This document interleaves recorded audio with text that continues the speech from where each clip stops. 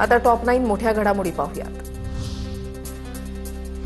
बच्चू कडूंना शिंदेच्या शिवसेनेकडून विधान परिषदेवर संधी देण्याची शक्यता, मात्र परिषदेवर येण्यासाठी प्रहार पक्ष विलीन करण्याची शिवसेनेची अट, सूत्रांची माहिती।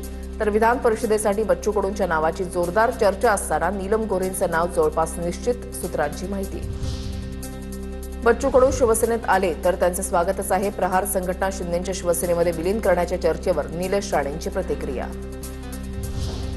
उद्धव ठाकरे विधान परिषद न लढवण्यावर अद्याप ठाम, मवियाकडून ठाकरेंची मंथरणी। ठाकरे उमेदवार असल्यास निवडणूक बिनविरोध, अर्ज भरण्यासाठी अवघे 3 दिवस बाकी।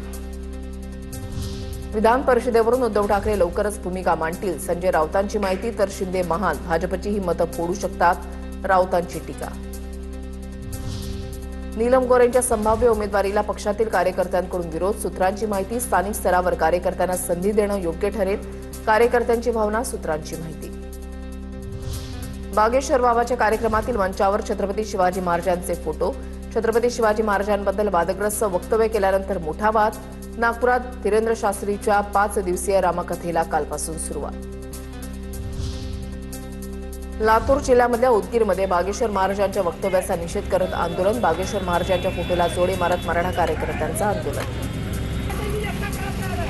माहिंदरपाडामध्ये भूमिपुत्र बांधवांची जमीन सरनाईक आणि त्यांच्या गुंडांनी बळकावली, भाजपा आमदार नरेंद्र मेहता यांच्याकडून फेसबुक पोस्टद्वारे आरोप। नीरा भाईंदरमध्ये कासार वडवली पोलीस ठाण्यामध्ये तक्रार केली, 1219 चौरस मीटर जमीन बळकावल्याचा आरोप। सांगलीमध्ये रंगली राजकीय टोलीबाजी, विश्वजित कदम यांचा गोपीचंद पडळकरांवर हल्लाबोल, गोपीचंद पडळकरांना डोनाल्ड ट्रम्प लेव्हलचे नेते असा लगावला मिश्किल टोला। टीकेला प्रत्युत्तर देताना कदम यांची उपरोधिक प्रतिक्रिया।